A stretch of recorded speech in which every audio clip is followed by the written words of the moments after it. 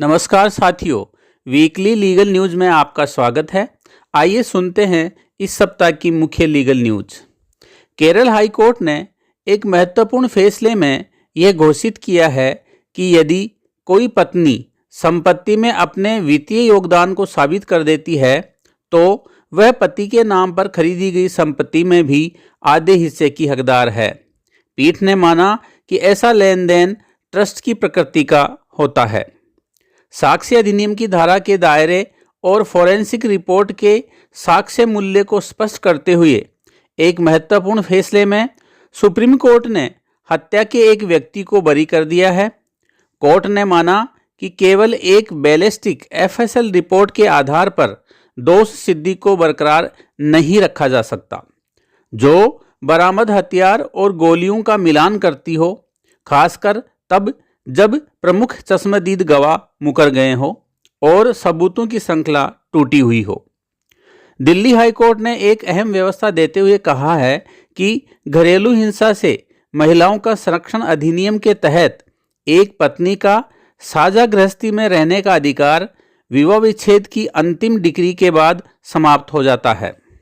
Madras high court ने यह स्पष्ट किया है कि किसी सार्वजनिक सेवा में अवैध रूप से नौकरी पाने के लिए दी गई राशि की अदायगी हेतु जारी किया गया चेक कानूनी रूप से लागू करने योग्य ऋण या दायित्व के दायरे में नहीं आता है। नतीजन ऐसे चेक के अनादरण पर क्रम में लिखित अधिनियम की धारा 138 के तहत अपराध नहीं बनता है।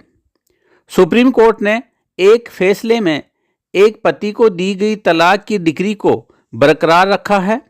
कोर्ट ने इस तथ्य को आधार माना कि पक्षकार लगभग 17 वर्षों से अलग रह रहे थे और उनके बीच कोई वैवाहिक बंधन शेष नहीं बचा था। सुप्रीम कोर्ट ने सुनवाई पूरी होने के बाद फैसला सुनाने में हो रही अत्यधिक देरी के मुद्दे पर संज्ञान लेते हुए सभी हाई कोर्ट्स के रजिस्ट्रार जनरलों को निर्देश दिया है कि वे मामलों की समय सीमा को सार्वजनिक करने के लिए अपने मौजूदा तंत्र का विवरण प्रस्तुत करें।